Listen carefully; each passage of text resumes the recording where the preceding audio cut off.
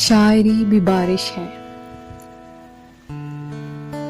شاعری بھی بارش ہے جب برسنے لگتی ہے، سوچ کی زمینوں کو رنگ بخش دیتی ہے، سوچ کی زمینوں کو رنگ بخش دیتی ہے، لفظ کو معنی کے ڈھنگ بخش دیتی ہے، نت نئے خیالوں کی کونپلیں نکلتی ہیں اور پھر روانی پر یوں بہار آتی ہے جیسے ٹھوس پربت سے گنگناتی وادی میں آبشار آتی ہے، جیسے ٹھوس پربت سے گنگناتی وادی میں آبشار آتی ہے۔ شاعری بھی بارش ہے، ان دلوں کی دھرتی پر